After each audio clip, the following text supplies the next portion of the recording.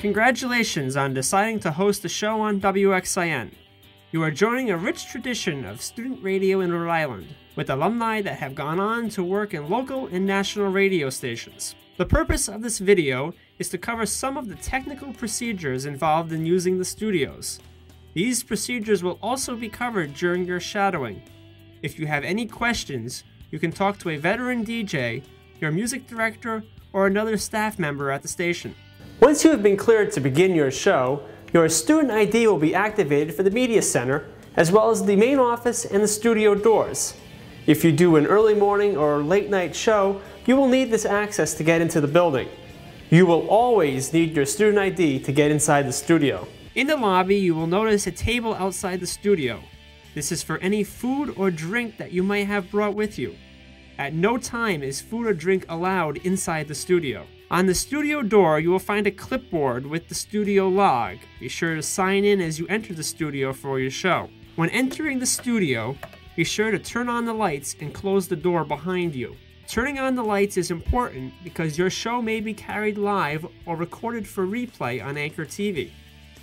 Closing the studio door reduces noise from the lobby, as well as preventing unauthorized people from walking in and disrupting your show. Now let's get into some of the technical aspects of the studio, starting with the microphone. Mic 1, the host mic, mic number 2, and mic number 3. The controls for the microphones are located on the far left of the audio board. Now let's talk a little bit about the audio board. Each input in the studio has a channel on the audio board. Each of these channels operate in a similar manner. Now at first it might look a little intimidating, so let's take out one channel and look at it. Looking at mic 1. Now let's ignore the toggles at the top of the channel module. The lower half features a fader and on-off switches. As a good starting point, set the fader 2/3 of the way up and adjust as needed to get the desired level. More about this in a minute. To put the mic on the air, press the red button. To mute the microphone, press the amber button.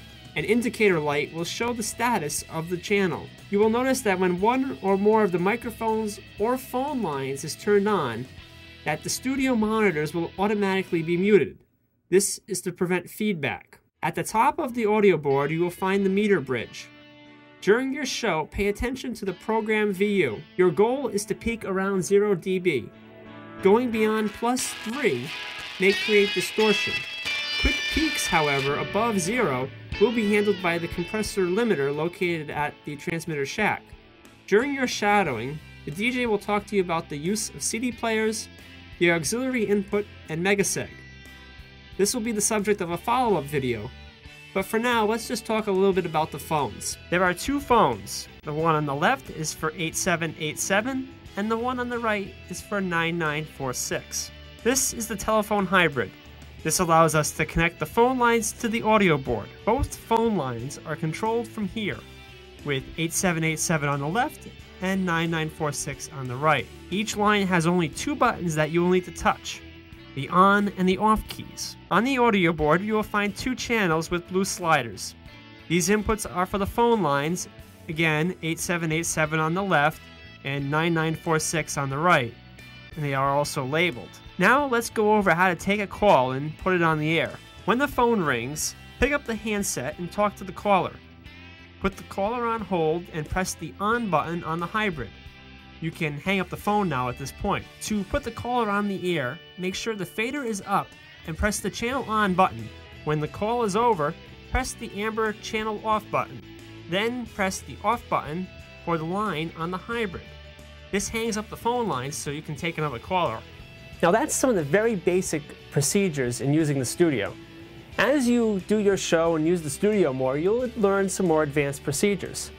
At any time, if you have a question on how something operates, don't hesitate to ask a veteran DJ, your music director, or a staff member here at the station. Thank you for watching.